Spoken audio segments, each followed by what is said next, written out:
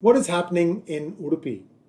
Rashmi Samant, who you all know, she was the president of Oxford before she was forced to step down, and she then went back victorious and finished her course in Oxford, and is now back in India in her hometown Udupi. And she had raised a question: what is the Karnataka government doing about the three Muslim girls who had secretly used a spy camera to take pictures of college students, girls, Hindus using their toilets. And then they not only did that, they also allegedly shared these pictures with some Muslim boys. What was the action? What was being taken? And guess what the Congress government in Karnataka did? I'm going to tell you about the analysis later, but I'm just going to walk you through a slide deck as to what happened in the last few hours. Here we go. First off, please do like this video because we have done a lot of research and we want to be factual. We want to present data as it is, not add anything beyond what is available. Now, is the pandering of minorities going too far? This is the question that I'm going to answer at the end of this slide deck presentation. Now, Rashmi Samant, was the one who asked this question. Nobody is talking about Alimatul Shaifa, Shabanaz and Alia, who placed cameras in female toilets of their college to record hundreds of unsuspecting Hindu girls. Videos and photos were then circulated in community WhatsApp groups by the perpetrators. Did you check that thing, Karnataka government? Did you take any action?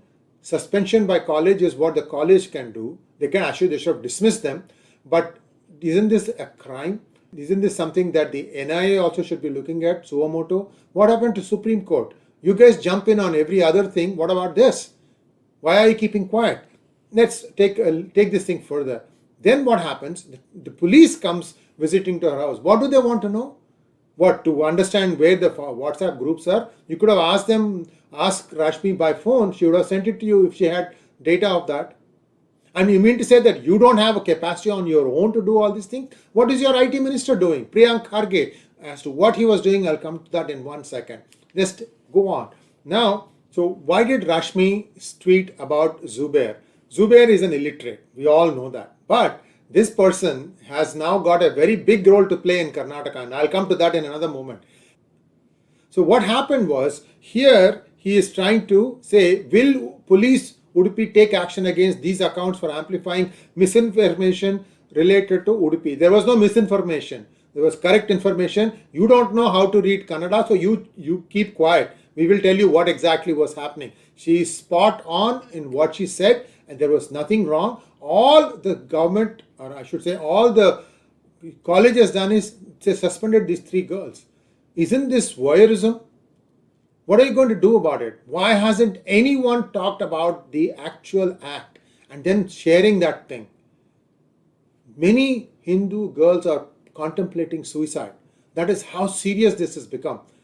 And what has the government done? I'll tell you what the government has done. This is what the IT minister, Mr. Priyank Kharge, son of Mallikarjun Kharge, says.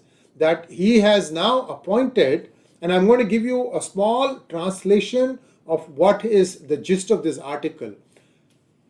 The police department, which should be doing its work very diligently in trying to sift grain from the chaff, they have appointed a fact checker. And guess who they have appointed? Mr. Mohammed Zubair. So in other words, whatever this rascal will put as a tweet immediately will be taken as 𝗼𝗂𝘀𝘀 by the IT department of Karnataka, of which Priyank Kharge is the minister, and they'll act on it. Is that what happened in the case of Samant? I would really like to know what really happened. I'm just going to go back to this particular tweet. Rashmi Samant's case. Is this the reason why the Karnataka police came? Come on, guys. These are all just irresponsible comments by Priyank Kharge. Now, why Priyank Kharge is jumping up and down when the other side, Siddaramaiah also is jumping up and down? I'll come to that in just 1 second. Now, this is the tweet Zubair put out saying that Smita Prakash had erred and then action should be taken. This is where he was gaslighting her to try and make her appear like Nupur Sharma. In fact, things are so bad that there is security around Smita Prakash's house.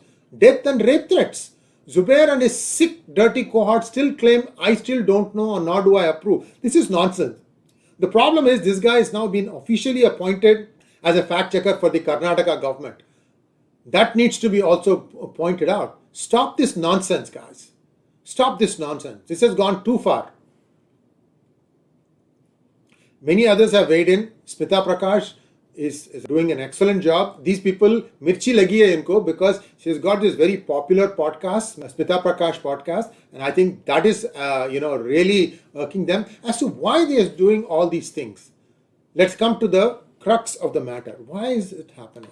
Well, you saw how Siddaramaiah is trying to get some brownies. Brownies means small points here and there with the first family by suggesting that Sonia Gandhi or Priyanka Gandhi should be contesting a Rajya Sabha seat from Karnataka. They can get up to 3 seats in the total of 4 that will fall vacant in April 2024. So, maska maar rahe hain. So, this is one side. On the other side, Mallikarjun Kharge has his ambitions that he shall be the anointed Prime Minister all these are daydreams. That should this in I.N.D. the 4 organization will become the majority, then he shall become the Prime Minister, and therefore he needs to counter that other thing that Siddaramaiah did. Therefore his son puts out all these things. He's an IT minister, and then he appoints Mohammed Zubair. See, all this to pander to the Muslim segment of Karnataka or probably even India to say that, oh, we've got your back. Why?